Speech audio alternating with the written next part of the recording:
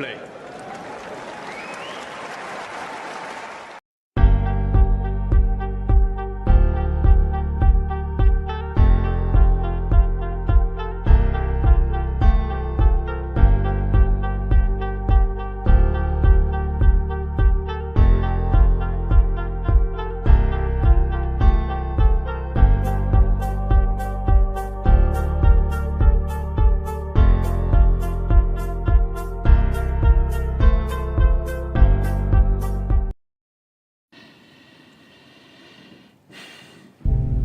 We are ready.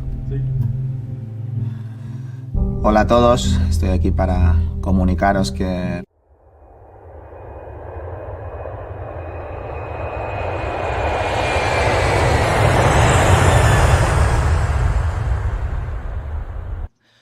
My name is Clara Towson, and I'm a friend of the show. Boom. I am Francisca George, and I'm a friend of the show. Perfect. Hi, my name is Susan Leemans, and I'm a friend of the show. Boom. Yeah. My name is Zainab Summers, and I'm a friend of the show. Boom. Hey guys, my name is Sasha Vickery, and I'm a friend of the show. Boom. Hi, my name is Lloyd Harris, and I'm a friend of the show. Perfect. Hi, my name is Jasmine Paolini, and I'm a friend of the show. Wow, Jasmine, you got it in one time. Hi, my name is Jaime Faria, and I'm a friend of the show. Boom. Yes. Take one. Well done. Ready. Play. Ready. Play. And speaking of the end of the season, it's the WTA Finals happening on Saturday. So I don't know. I think we still need to sit down and sort of plan a proper preview for it, just to kind of go into what we kind of know now for sort of updates. Last week, Miles and I were talking about players who might or might not be playing. Looks like all of the 8 are in Riyadh or heading to Riyadh. So as it currently stands, yeah, actually, I'd forgotten that it starts on Saturday, so that's a good that's a good thing to mention, Nick. I was expecting it to be a Sunday start, but I just checked. It's November 2nd and the 9th, which is good, I guess, because it won't be clashing with the ATP finals, the finish. Yeah, and the finals on a Saturday as well. So the final, I've been looking at this. The final's going to be.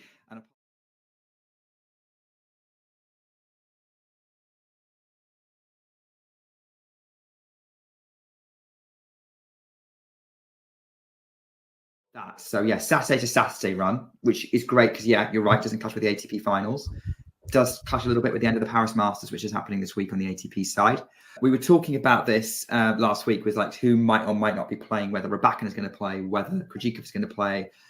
Everyone seems to be in Riyadh, and Rybakina's already pretty much put a statement out saying she's playing, and we've started seeing pictures of her practicing. So I guess there's a little bit of a following up from the conversation that Miles and I had, which you can go back and watch the separate video of if you don't want to go through the whole episode, where we both basically said maybe with the best not for Rybakina not to play, but this does seem to be playing into the scenario that I put forward where it kind of works for her to play coming in fairly fresh and wanting to end a difficult year on a high.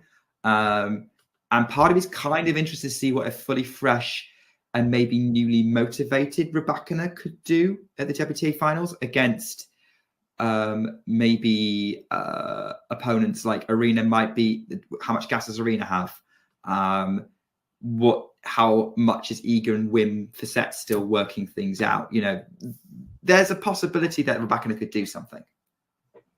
Yeah, I'm definitely not ruling it out, but it's just nice to see her like back in the whole field with mixing it with these top players, because she does provide that really nice contrast. And obviously when she's playing the sort of tennis that she was in the first 3 or 4 months of the year, then she's like a real factor at every big tournament. So it'd be nice. And also like she's now, split ways with Bukov, and like that's gone a different direction. And like, hopefully she's just much more happier on court, because she wasn't happy for many, many months and going through quite a lot off the court.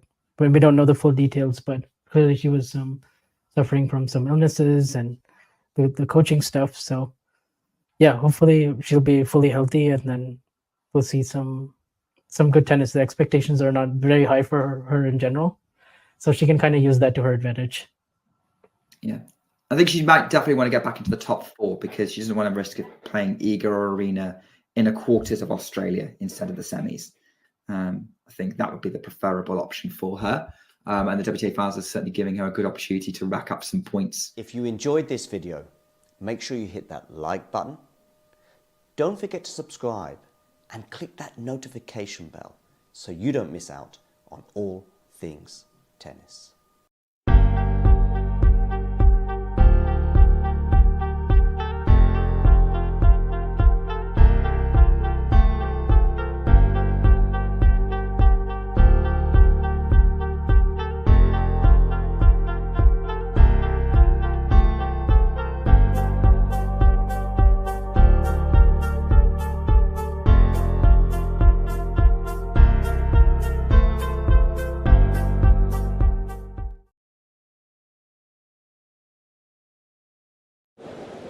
Ready. Play.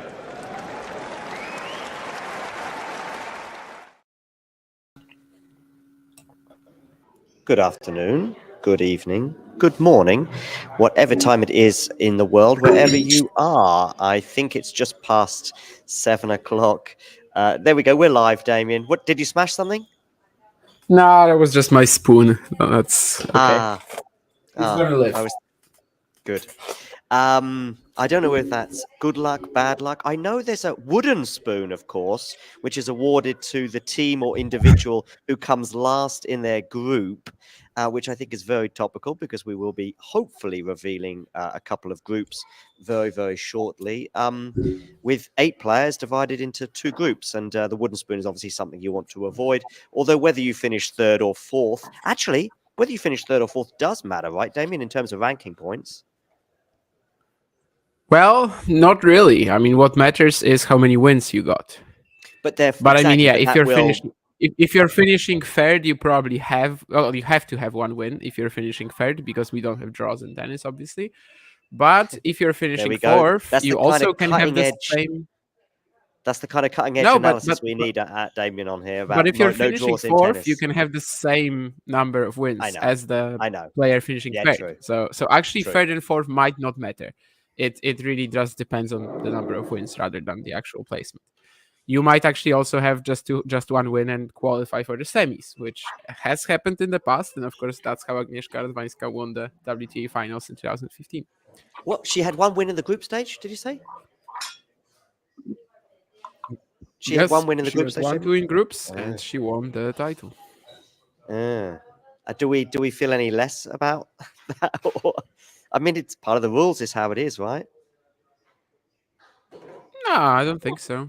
I mean, it's still the biggest title of her career, and I don't think it really matters a great deal whether she went out. I mean, whether she was 3-0 or 1-2. I think ultimately, like, people only remember this because, well, it's a fun story that it happened, but like, yeah, no one remembers if 2022 champion went 2-1, 3-0, or 2023 champion did that. Like, no, it's only this one case really where people remember, unless someone like just totally demolished the whole competition and they went 5-0. Then okay, maybe with Iga last year we remember that she went 3-0. PT Parks didn't qualify. Yeah, very close, just missed out. If you're watching and you're thinking, I want to comment in this live chat, but I'm not able to. Well, for a change, I've set it to subscribers only. So hit that subscribe button, and within seconds, YouTube will allow you to post comments. Of course, if you're watching on Twitch or on Instagram or on Twitter, feel free to comment. I should say X, and retweet. And hi, Biolo, I can see you in the chat. And hi, Vanch, who's been here for, I don't know, 1 to 2 minutes. And we haven't even spoken to him yet. We've got something, by the way. We've got something. Oh, what do we? Okay, sorry. On Twitter, I'm guessing, yeah? Swiatek is in the same group as Gauff, and Sabelenka is in the same group as Paulini. And that's all we know so far, but it should be up very shortly. There's some Arabic account that's posting this. And yeah, so basically we only know the first 2 for now. Swiatek with Gauff and Sabelenka with Paulini. I actually can see a ceremony being recorded. So I can see that on Twitter. I won't be sharing it because I don't know what the rights are, but I can see it might be a bit delayed because all I can see is Paulini arriving in Sabelenka's group. It looks like somebody's posted a 1-minute video, albeit it's not live.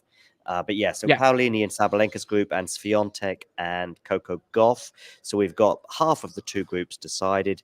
Vanch, I was just about to introduce you and we had to delay things by another minute. Yeah, I mean, this whole thing is just like such a mess to figure out where where to find the information right now. Yeah. For this, of course, it's just popping up on my timeline now, but it's the first 4 players basically. Yeah, right. Are you pumped for this tournament and the draw and everything else, Vanch? I mean, I'm excited about it because we haven't seen Iga play since the U.S. Open. We haven't seen Rybakina play since then, and those are the 2 players with the most intrigue. And then you have Krejcikova, who's always a wild card. So I mean, if I compare the 2 fields between the ATP Finals and WTA Finals, I'm probably more excited about the WTA Finals. Okay. Yeah. Yeah, I see that. Yeah, I just think that are there that many potential winners, Damien, in Riyadh? No, I mean, I think there are 4, maybe 5, depending on Rybakina. It would be very unlikely for Krejcikova or Paulini to win this. Pegula, at the US Open, in the US Open swing, I believed it. Right now, I don't really, but who knows, maybe. But it would allow, she needs some sort of stars to align. Swiatek, Sabelenka, best players of the season. Of course, Arina takes the cake for now, at least. And Elena, just the fact that when she was healthy, she was just as good, but we don't really know anything about her. And I think Coco and Kinven definitely have a shot as well. And by the way, Ghosty, I don't think it's that simple because, well, I think both Iga and Arina wanted Paulini. Let's be honest. Even if you're 10-1 against Coco, you still want Paulini in your group. So it's not a big deal for Iga to get Gauff. It would have been a bigger deal for Arina because she doesn't have that great record against her. But yeah, I think that in both cases, obviously, they wanted Paulini in their group. Yeah. So I think you're right, but as you say, to a lesser extent, it probably affects Iga with that head-to-head that obviously in particular Iga has, but also Sabelenka. With the people that haven't come out of the draw yet, obviously Rybakina is one of those. Vanch. Is she a contender or is she I mean, everyone, when I put the question out there, all 8 have a semblance of a chance. But it's more like, who would be in a realistic chance, shall we say? Is Rybakina in the conversation? I mean, it depends. Because we haven't seen her for so many weeks and what sort of form she's going to be in. I mean, you could make the argument that she's coming in really fresh and maybe she's been raring to go and practicing and ready for these indoor conditions. And if it plays somewhat fast, I mean, with her serve and her ball striking ability, she has to be in the mix. I would be curious to see what group she falls in. Certainly, if she's in the Swiatek Gauff group, that would make things really exciting. Particularly also because we haven't seen a big match between Gauff and Rybakina, and I'd be very interested to see how that looks like. Who's the third favorite, by the way, in your opinions? Is Pegula third favorite, Gauff, or Zheng even? I think I have to go with Zheng right now. Yeah, she's been really good since Wimbledon, basically, 28-4 or something, and she's coming in with all this momentum and form and the serve, and I feel like her stock has been boosted quite a bit in the last few weeks. So I'll probably go with I would say Coco, but between these 2, yeah. And Ghosty, by the way, where was I defending Swiatek? I was more smashing on Paulini and basically her being a complete outsider in this field. She's by far the worst player in the field. I mean, it is what it is, I just checked, by the way, how often she's played top 10 players this year, and she only had it 5 times or something like that. It's pretty weird. But then again, she had 3 huge runs. One of them, of course, she beats Rybakina along the way. But yeah, I mean, she's had 3 massive runs. Otherwise, she's just not really clashing against these women. And yeah, ceiling wise, it's tricky for her. I mean, Krejcikova, at least you can see her peeking out of nowhere and And she often plays these top ladies well. But Paulini, it's gonna be rough. But good luck to her, I guess. Yeah, if we were, I mean, I saw you tweet the other day, Damien, about sort of power rankings. Do you have sort of Sabalenka on her own as the favorite for the title, or did you put her I and put them Swiatek together, but Do we know clearly, court speed? Do we know anything about court speed, by the way? Not really. It's not the same venue as the Six Kings Slam, so we don't really know. In Jeddah last year, when they played the Next Gen Finals, it was a very slow indoor court. I mean, that doesn't have to mean much. It's simply, these are the two biggest cities. It's possible that in Saudi Arabia, it was the same people organizing the venues. I mean, yeah, just guessing. Sometimes it is the case that specific court surfaces in countries play the same. It happens. I don't know. Maybe that will sort of also translate here. But yeah, it's just a guessing game. Indoor conditions generally on the WTA Tour, we barely have it right now. We had Linz and Cluj-Napoca this year, I think. Ostrava used to be there, but it's not anymore. So we have very little past data. And I just think that obviously we can kind of guess who is going to be better indoors. Generally, it's Sabalenka rather than Swiatek. And also, the form, you cannot really question it. So even though in my tier list or whatever you want to call it, I put Swiatek and Sabalenka in the first group, and I only, the groups I was ordering alphabetically, besides Rybakina, which are tentatively added to the second one. That's why I posted her out of order. But clearly it's Arena first. There's no question about it. It's a huge margin, actually. I still decided to put them together in the first tier, but it's Arena first. Yeah. Yeah, I guess I would. But I do think court speed might influence my opinion. If I knew, for example, it was a kind of a gritty Indian Wells type surface, I would probably start thinking of Iga as being a potential favorite. But other than that, I guess anything else, and it's Arena, right? Vanch? Yeah, pretty much. But I mean, given that it's indoors and given that Indian Wells is just so unique in terms of the conditions and everything, I would guess if I were to guess, it would probably be just medium speed indoors.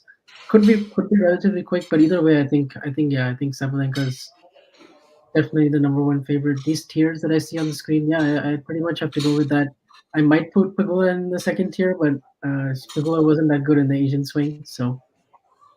I actually don't. I see sure. Gauff maybe will come third or second in her group, and obviously we haven't seen the groups yet, but that wouldn't surprise me. And so therefore you would think I would have her as a realistic contender. And yet because of that, I don't know. I just think actually Gauff is not. I don't see many paths to victory for Gauff. Because of Sabalenka, what? Swiatek. I just think that she's solid, but I don't see her beating, back to back 3, 4, 5 matches. I know she doesn't have to win all 5, but you'd think 4 out of 5, despite the example you gave, is basically a minimum threshold you're going to have to do. Whereas I think we've seen Sabalenka, Swiatek, Rybakina. Okay, we haven't seen Zheng do it. I've seen Krejcikova win loads of matches against, top players. And you mentioned, of course, indoor. We don't have much of what do you call it, a sample. But Ostrava, you mentioned, and of course that was where Krejcikova beat. I'm surprised Vanch isn't smiling. He's almost smiling with every mention of Krejcikova in Ostrava, of course, beating Swiatek in that epic final in 2022. I would probably put Krejcikova a little bit higher on that list as a result. She's a bit of a wild card. She could easily lose every match and go out early. And yet, she has the game to trouble Iga at least, less so probably Sabalenka. Is that fair, Vanch? Yeah, it's fair. I mean, Krejcikova doesn't have a great record against Sabalenka. That's the only thing. She's 1-6 or something, and she was pretty much. I mean, the only one win she has was in Dubai, where she came back from 6-love, 3-1 down, and felt more of a one-off. But generally, against everyone else, yeah, I kind of feel like that. As for Gauff, though, I think she has been playing the other top players decently well. The only two for her is Pegula, and if Pegula and Swiatek are both in her, part of the group, if it's Swiatek and Pegula in Gauff's group, I don't think that's good for her. But if there's only one of them, then I think she has a chance of getting out for sure. I mean, she has Swiatek already, but Gauff can play Rybakina or Pegula in the groups. So yeah, is it really that much better? Does someone want to explain the path to number one for Iga? Because it's kind of like an 80-20. That was my rough guesstimate. Oh, it's worse. It's worse from her Really? perspective. Yeah. Okay. She basically like needs Sabelenka to go 0-3 in her groups and then win the whole thing, or 1-2 I think works as well, right? I think Sabelenka could even qualify with a 1-2 record and like and then Iga would have to win the whole thing. Yeah. Iga basically has to be unbeaten and also hope for help from Arena because they're not going to be in the same group, obviously. No, but if say Sabelenka went out with a 1-2, and Iga won every match, does that put Iga as world number one? It does actually, because I think it's 1046 between them right now. So, I think there's that possibility that they can meet in the semis, right? Yeah, of course they could meet in the semis if Arena comes second in her group, or Iga comes second in hers. But but if Iga comes second in her group, then she's not winning the whole thing. Right. I mean then she's not winning it unbeaten. No, but I think Arena probably just needs to make the semis, right? If she makes the semis with a 1-2, I guess not necessarily. Yeah. So I think there is a possible. That is the only possible shootout. Therefore, we might be able to have is if Arena qualifies with a 1-2 record, and Iga wins every match, and therefore they have a semi-final together, and then that would be a straight shootout for both the final, but also world number one. Are we there with that? Well, not a straight shootout. Also, Iga can win the whole thing and lose one match. It would be like last year, right? Match. If Sabelenka goes 1-2 and Sabelenka and Swiatek wins the whole thing but loses one match, she could still be number one. Yeah, not quite. Yeah, exactly. All right. Well, I'm surprised we haven't had the next batch of players released. Bearing in mind, we know that Swiatek and Gauff are in a group together, and Sabelenka is with Paolini. I must say that I probably put Paolini as the number 8 on my list. Go on, Damien. Got the groups now. Sabelenka, Paolini, Rybakina, Zheng, and Swiatek, Gauff, Pegula, Krejcikova. So I would say Sabelenka, despite getting Paolini, got the worst options in the next two slots. So it's pretty even. Seems pretty even to me, yeah. I don't know. I think that's slightly better for Swiatek, just a fraction. Because I think obviously it is better. Yeah, actually, you're right. Yeah, just looking at this group, I'm not sure who you guys gonna lose to. Like Krejcikova, maybe if she peaks out of nowhere again, and that's it. Yeah, exactly. Yep. So Sabelenka, Paolini, Rybakina, Zheng, and the form that Zheng is in. Rybakina is a. Damien, do you rate her chances here? I mean, it could be she's someone who, I just have no idea, but she's a possible winner. I mean, if she's fit and firing. Yeah, I mean, I know this is maybe slightly controversial to say that, but like this year to me, when healthy, she was just as good as Arina and Iga. I know she didn't win a slam, she didn't really even come close, but still, I think that the form that she was showing, the win rate that she was showing in the first 5-6 months of the year, it was absolutely just as good as them. And to me, like, we just don't know. Obviously, she played 2 matches since Wimbledon. One of them she lost to Fernandez, I think. Then she beat Ayava at the US Open, I think. So yeah, we just don't know. We don't know what sort of physical, mental state she is in. She had so many illnesses, injuries this year. Also the whole Vukov thing. I almost said Vukic again, but it's not. Oh, that's another coach, right? Gabriel Diallo for Swiatek and Alexander Vukic for Rybakina. But I mean, definitely, I think you have to respect her here. It might be that she comes in and she's just, rusty. She loses 0-3. It's possible. I think other than Paolini and Krejcikova, she's probably the player who's kind of most likely to have something like that, just because, I don't know, she will be undercooked or whatever. But she's also likely to actually win the event because she's that good when she has any sort of rhythm going. Yeah, exactly. So, I mean, yeah, I would, as I say, I just don't fancy Coco's path to victory. But if you said to me, listen, Rybakina is going to be holding that trophy in 10 days, I'm not predicting it, but I can see a path to victory for her. Maybe even Qinwen Zheng. The problem that Zheng is going to have is, again, we talked about head-to-heads. She's getting closer to Sabelenka, at least if the last match between the pair is any indication. But is she close enough, Vanch? Of course, she might not have to be. She could finish second in this group to Sabelenka, make the final, and meet Swiatek, for example. Yeah, I mean, Zheng should beat Paolini, although they had a nice 3-set match.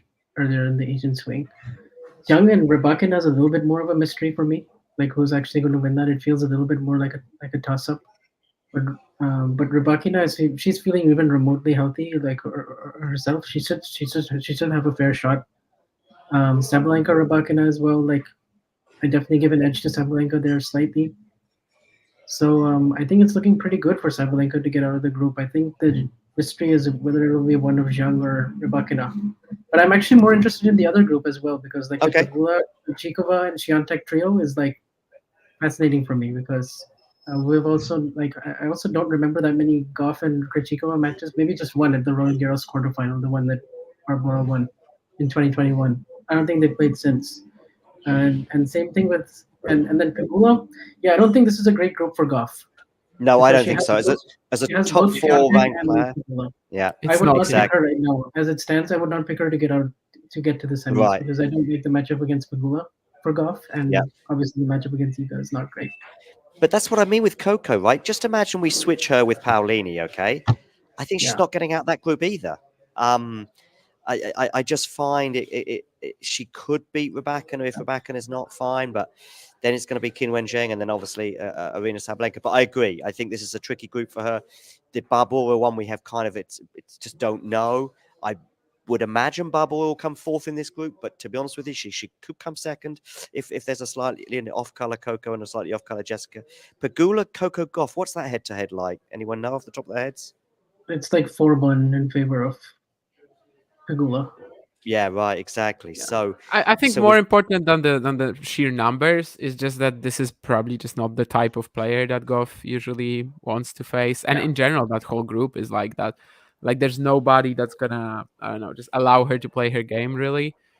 And that's, well, I guess in the other sort of variations, it also wouldn't be that easy, but I would like her chances more against Kinven, maybe even against Rybakina in this form.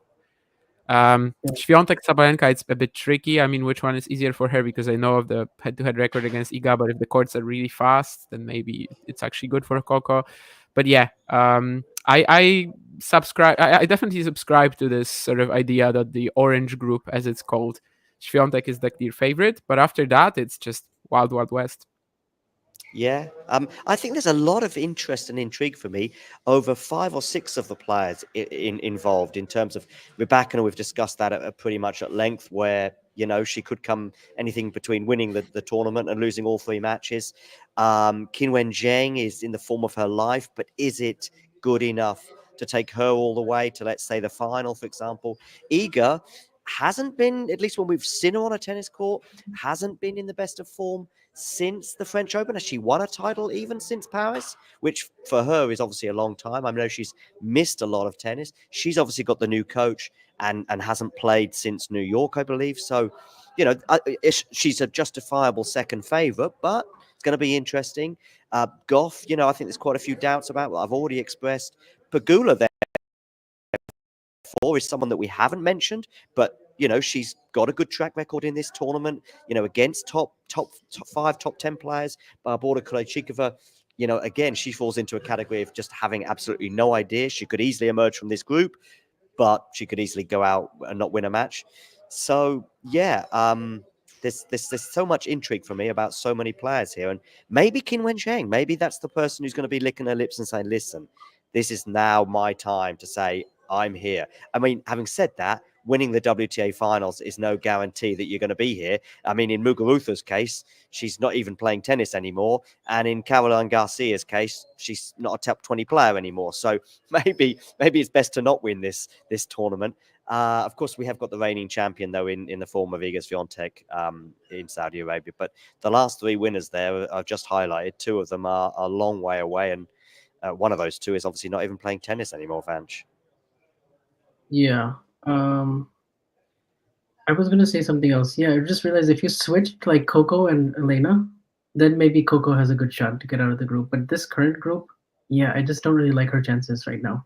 But obviously, you can't switch those 2 in terms of, I think it would obviously be either Paolini or Gauff, either Rybakina or Pegula, am I right? And then either Zheng or Krejcikova. They draw them out like that, I believe. Is that right, Vanch?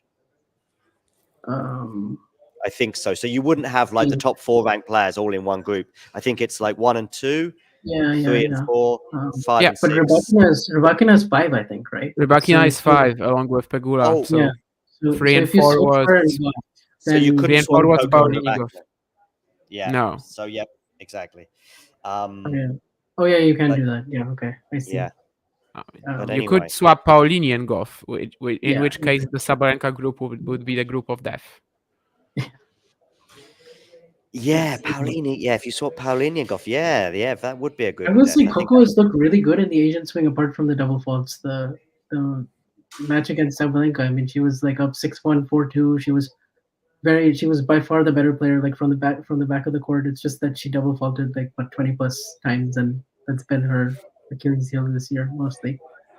Yeah. I'm kind of intrigued if she brings that sort of level from the baseline and her double faults get like 5% better. Maybe against Pegula or Krejcikova she could have a shot. Krejcikova is also a little bit of a wild card because she hasn't she's also carrying a little bit of an injury, and I don't think she's actually arrived on site based on whatever photos and stuff I get on my timeline. So if that's the case, then there's probably also going to be an alternate is very likely to come in, right, and take her spot. So that would really shake things up. But I don't think that alternate would. I don't know if it's like Kazakina or if it's who else is really there as an alternate right now. Kazakina, Collins, maybe. No, I wouldn't. I don't know if Collins has traveled even. Yeah, I don't think Collins. Navarro is definitely there. Navarro, yes, that's Navarro. I that's saw she has a locker room there. And you could get another Navarro someone versus posted Gauff. a photo simply, but yeah, I mean Navarro is the first alternate. So if anyone is going to play, then it's her. But I think it's pretty clear all of these are going to play, unless Krejcikova maybe would withdraw. But it seems that Rybakina is very intent on playing this. So and Keen, no, Paulini would not be the first one. I mean, it's been years since anyone did it, but I mean Navratilova definitely did it a few times. I think maybe Hingis was the last, but I'm not sure. The last player to win both singles and doubles at the same time. And yeah, to Dave's question earlier as well, I think Paulini going 0-3 is like 50-50. And after looking at the draw, she's definitely the more likely player to go 0-3 than Krejcikova. But of course, Krejcikova, 2,000 points for Wimbledon, about 700 for anything else. From that, she won 380 from the Australian Open. So, I mean, we all can see, how it's been going. So if she peaks again, it will be out of the blue. But she does have that level at least. The picture you sent me on WhatsApp, is that the head-to-head of all the players in the finals? Yeah. Yes. Nice. I will share that on the screen, actually, so our audience can sort of see these players that are going to be coming up against each other, the likelihood that they might go on and win their particular matches, particularly if you really value the head-to-heads, which I think you probably should. Who's winning the tournament then after that draw? I mean, basically, I think we've already said that we think that it's a rough draw for Coco. It's a good-ish draw for... Who is it a good-ish draw for? Maybe Sabelenka, but... Swiatek. Yes, Swiatek. Yeah, I think that's what we initially concluded, wasn't it? Yeah. Avoiding Rybakina is good. Yeah, definitely. For her. Yeah. So The Pegula matchup could be tough, but that's the most interesting one. If it's right? too fast. If it's too fast. But then Rybakina would be tough as well. So. Yeah. Is that the win-loss record for the year at the end on the right-hand side, Vanch? Yes. Oh, so Iga's actually, win-loss. So this isn't this wasn't I didn't make this. I just found this on Twitter. I forgot Wikipedia. This is clearly Wikipedia WTA Finals page. So I've still said thanks to you anyway because you brought my attention to it. But so that year it's interesting given the amount of points that Arena has accrued compared to Iga. Iga's win-loss record is substantially better than Arena's for this year. But clearly the main difference has come in the size of the matches that Arena's been winning, i.e. 2 Grand Slam tournaments, for example, and I guess maybe 1 or 2 elsewhere that's propelled Arena to world number 1 and a position that she's likely to still have for quite some time until Australia, probably. the Australian Open. Of course, it may well depend on how she does in Brisbane, where she'll be defending finalist points, but probably she would hold on to that until Australia, where she may well have to win the tournament if she's going to maintain that. But that's obviously a few months down the line. Who's lost the most matches in this group? It is Jasmine Paolini, who has lost the most matches, but it's Barbora Krejcikova, who actually, as Damien basically touched upon, has only got a slightly positive win. I wonder if that's one of the worst win-loss records to ever have, and yet still qualify for the WTA Finals. And of course, there is a rule change that's being implemented this year, whereby you win a slam and that therefore you qualify, which is obviously new on the WTA side, but has been in place on the ATP side for I don't know how long actually. Well, since I remember, but yeah, I mean that's actually a fair point. Krejcikova definitely has the worst record ever, I would assume, because the rule wouldn't really allow her to play any other way, right?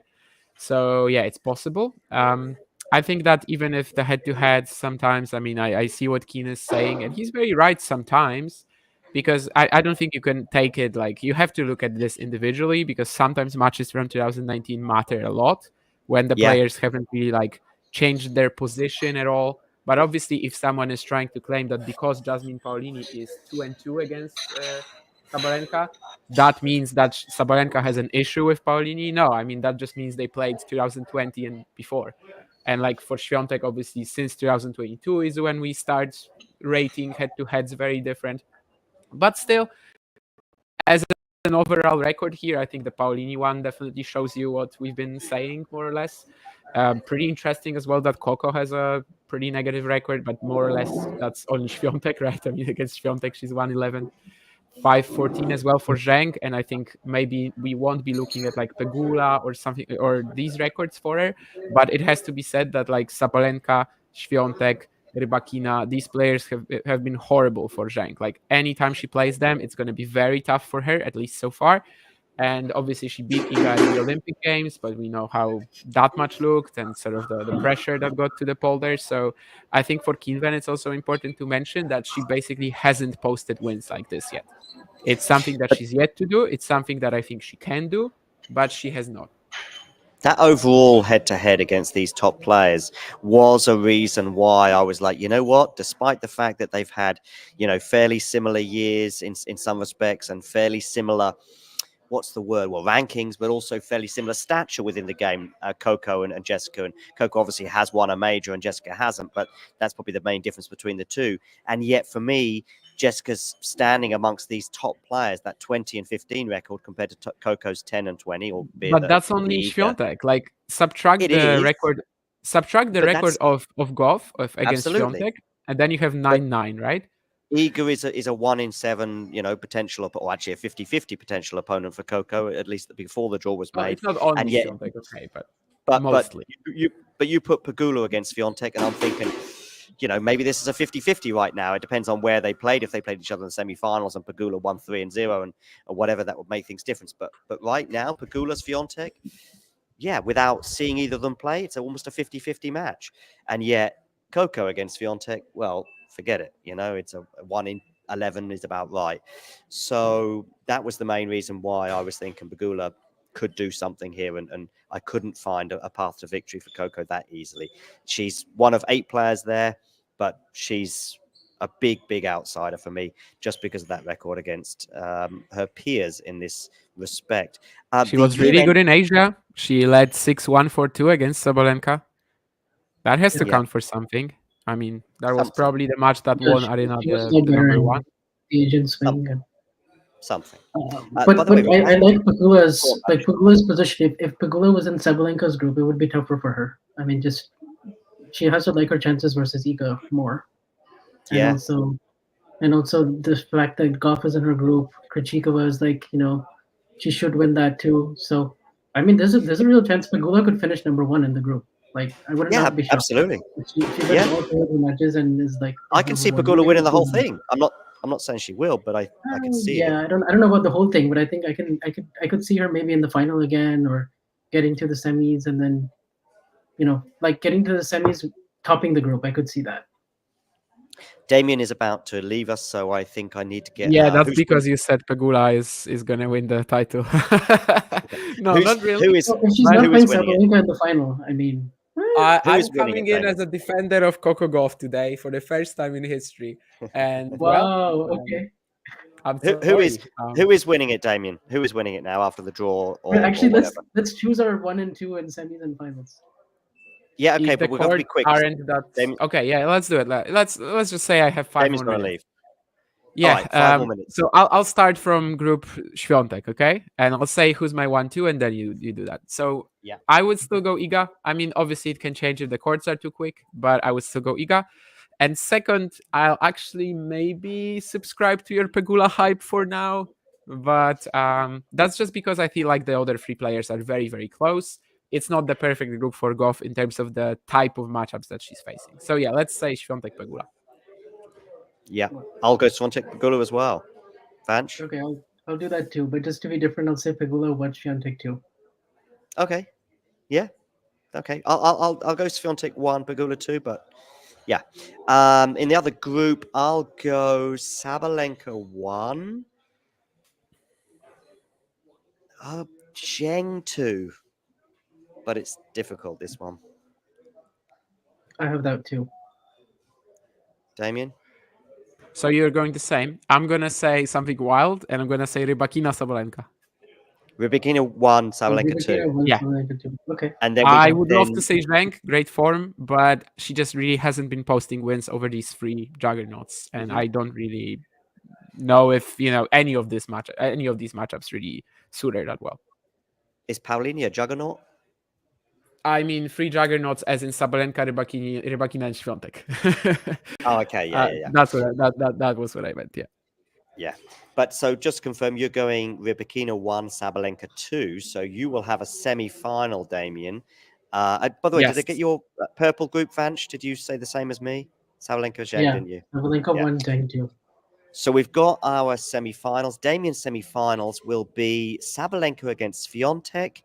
And your other semi-final would be Pegula against Rybakina, right? Yeah. Yeah.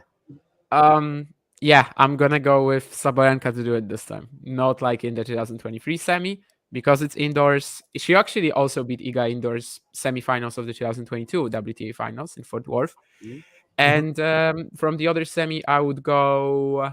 It's actually kind of tempting to then say that okay, Rybakina gets out of groups, some random peak out of missing a few months, and then maybe Pegula takes it. So actually, wow, I'm agreeing with you now. Okay, Pegula Sabalenka final for me. And yes, Keen, I'm going to play table tennis. Yes, that's why I have to leave. So you have Pegula and Sabalenka in the final. Vanch, who have you got in your final? I have the same because I have Sabalenka beating Swiatek. And then Told you. And then I have Pegula beating Zheng. So then I have Sabalenka Pegula again. Rematch of US Open in Cincinnati. So I think you two have both got Sabalenka Pegula in the final. Because I have Sabalenka playing Pegula in the semi, and I have Swiatek playing Zheng, I therefore will have a Swiatek Sabalenka final. How boring is that? Bold John, maybe you could say, by having the 1 and 2, and I'll have Sabalenka beating Swiatek in the final. And you two, Damien, what have you got? You're going to have Sabalenka beating Pegula, yeah? Yeah, I'll probably say something, like last year, pretty much. Like Pegula gets to the final, but whoever she faces there, she's likely to lose. And obviously you have Sabalenka in the final. And Vanch, you've got the same, right? So Same, all of us have Sabalenka winning the title, basically. That's the main conclusion to draw. But I have her losing in groups to Rybakina. And then actually, if Rybakina beats Pegula in my scenario, then I would also sort of like go against what happened in groups. Right. Because I just don't know if Rybakina, even if she has that huge spike at the beginning, winning 5 matches against this quality after missing like 3-4 months, I don't know. But yeah, I mean, Sabalenka is obviously that tournament favorite. She was before the draw, she is after the draw. Yeah, I would agree with that. All right, any final comments, or should we bring this to a close because Damien needs to get ping-ponging? Yeah, I'm just going to go, but I'll say Ghosty. I mean, you saw my tier list. You saw where Pegula is. That hasn't changed. It's just that I like how the tournament lines up for her, I guess. Yeah, I'm going to go. See ya. See you, Damien. Vanch, any final thoughts or before we bring this to an end? No, I mean, overall, I really like the group. The fact that we have Sabelenka, Rybakina in the same group, and the fact that we have Ika, Coco, and I mean, the orange group is just terrific in terms of the potential matchups. And then I think we all have Sabelenka, Swiatek at some point meeting either the semis or the finals. So And we all have Sabelenka winning that clash. Despite the fact that the three of us have gone for Sabelenka, and certainly from my perspective, I have her as a not much more than a slight favourite. I mean, if you were to give me Sabelenka or the field, I'm taking the field. Yeah, I don't think she's like quite as dominant as like I wouldn't take her outright over the field, but I think I would pick her just enough, just with everything that she's For done. example, the dominance I felt that she had over 127 players in New York, I said Sabelenka with real conviction in New York, and I'm sure if you'd put it to me, I probably would have taken her over the field there. Here, I don't have quite the same conviction. First of all, it's, top players. And I'm not sure if that's my internet or yours. I hope you can still hear me, audience. Do let me know in the live chat. But yeah. All right. Well, listen, we will bring this to a close now. And yeah, thank you, Damien. Thank you, Vanch. Thank you, everyone in the live chat. If you want to join the live chat, I'll do this again in the future, whereby you have to hit subscribe. But in the meantime, everybody else, you know the drill. If you enjoyed this video, make sure you hit that like button. Don't forget to subscribe and click that notification bell so you don't miss out on all things tennis.